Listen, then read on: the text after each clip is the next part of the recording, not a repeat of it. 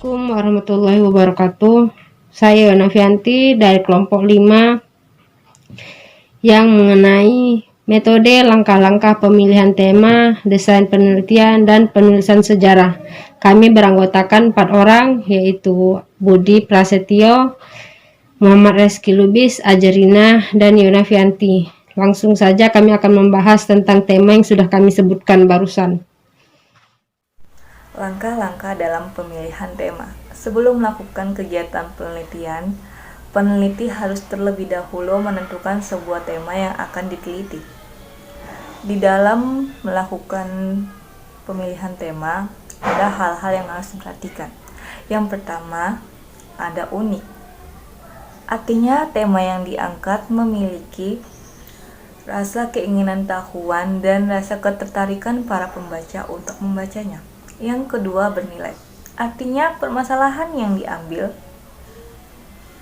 memiliki ilmu pengetahuan dan berguna bagi masyarakat. Yang ketiga, kesatuan. Artinya, unsur-unsur yang dijadikan bahan penelitian mempunyai satu kesatuan ide. Yang keempat, orisinal. Artinya, topik yang dipilih merupakan sebuah upaya untuk melakukan sebuah pembuktian baru. Yang kelima, praktis. Artinya, data yang dibutuhkan sesuai dengan kemampuan atau sumber daya yang dimiliki peneliti. Setelah itu, dalam proses pemilihan sebuah tema sejarah, penelitian sejarah, para sejarawan harus memperhatikan kedekatan emosional dan juga dengan kedekatan intelektual. Apa itu kedekatan emosional dan juga apa itu kedekatan intelektual? Kedekatan emosional adalah kedekatan ketika para sejarawan itu menyukai dengan tema yang akan diangkat. Alhasil, tema ini akan menjadi lebih bermutu daripada tema yang tidak disukai oleh para peneliti ataupun sejarawan. Kedekatan intelektual adalah ketika para peneliti atau para sejarawan harus menguasai tema yang akan diangkat. Oke, sekian. Desain penelitian adalah strategi atau kerangka kerja yang dilakukan oleh peneliti sebelum melakukan riset dengan cara logis dan sistematis. Desain penelitian mendekati pendekatan kualitatif dan kuantitatif. Adapun 5 komponen yang meliputi desain penelitian. Yang pertama ada eksperimental. Eksperimental di sini yaitu cara peneliti melakukan evaluasi untuk mengetahui pengetahuan awal. Sementara yang kedua ada survei. Survei di sini dilakukan peneliti dengan cara baik itu konten, sampel, bisa juga berupa dokumen.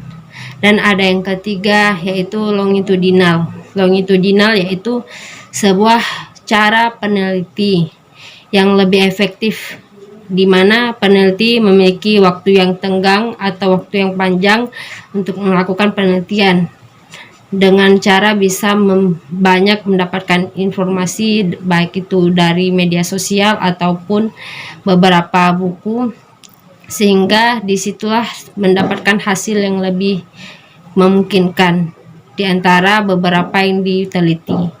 Dan ada yang keempat, yaitu studi kasus. Studi kasus yang dilakukan di sini yaitu lebih kepada hal yang lebih spesifik dan konstekstual dan partisipatif untuk mendapatkan data-data. Sementara yang kelima ada komparatif, yaitu komparatif di sini apabila seorang peneliti memiliki 2 fokus. Misalnya saya mengambil bagaimana perkembangan dari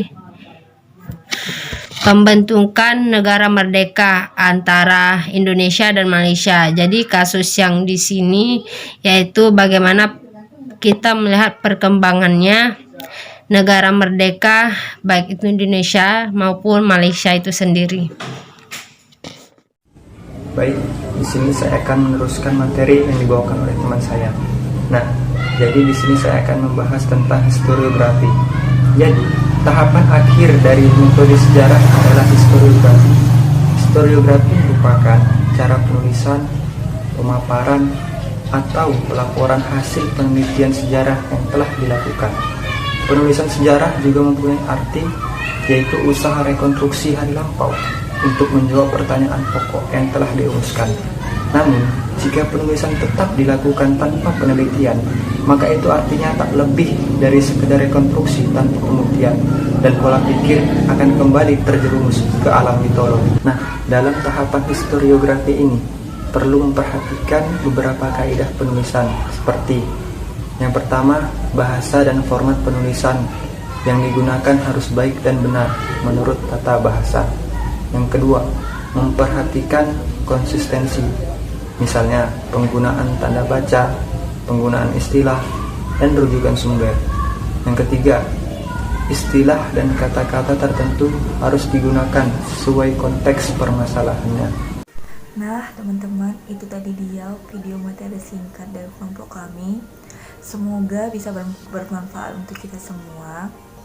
Jika ada kesalahan, kami juga mohon maaf, teman-teman. Oh iya, kami ucapkan terima kasih juga kepada Bapak Hendrik Dalimunti selaku dosen mata kuliah Metode Penelitian Sejarah, dan kami ucapkan terima kasih juga kepada teman-teman semuanya yang sudah bersedia menonton video kami dari awal sampai akhir. Oh ya teman-teman, jika kalian suka dengan video kami, jangan lupa di like, komen, dan subscribe sebanyak-banyaknya. Terima kasih, kami ucapkan sekali lagi. Assalamualaikum warahmatullahi wabarakatuh.